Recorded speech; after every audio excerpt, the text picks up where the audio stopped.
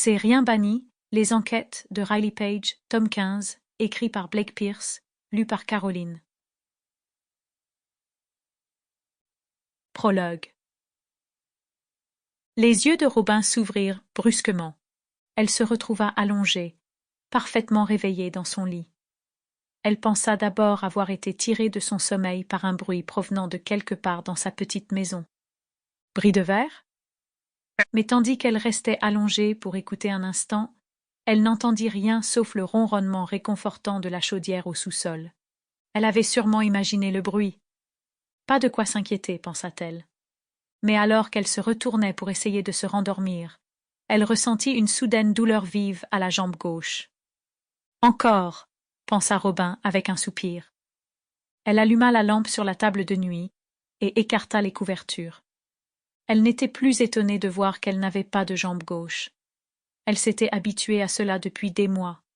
La jambe avait été amputée au-dessus du genou après que ses os aient été réduits en miettes lors d'un terrible accident de voiture l'année passée. Mais la douleur était bien réelle, un mélange de palpitations, de crampes et de brûlures. Elle s'assit dans son lit et regarda le moignon sous sa chemise de nuit. Depuis l'amputation, elle souffrait de douleurs, des membres fantômes comme celle-ci, surtout la nuit lorsqu'elle essayait de dormir.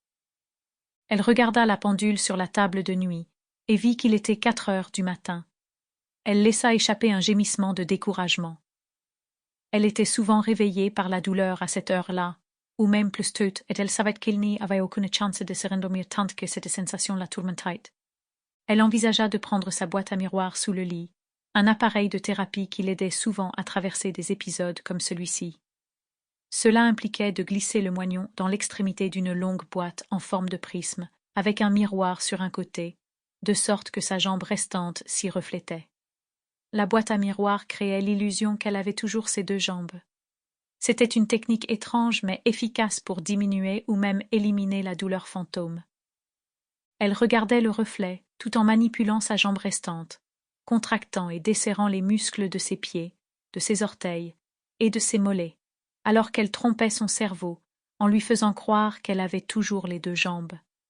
En imaginant qu'elle contrôlait la jambe manquante, elle pouvait souvent surmonter la douleur et les crampes qu'elle ressentait.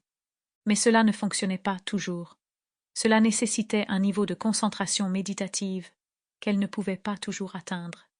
Et elle savait par expérience qu'elle avait peu de chances de réussir, juste après s'être réveillée tôt le matin. « Je ferai tout aussi bien me lever et de travailler un peu, » pensa-t-elle. Sample complete. Ready to continue?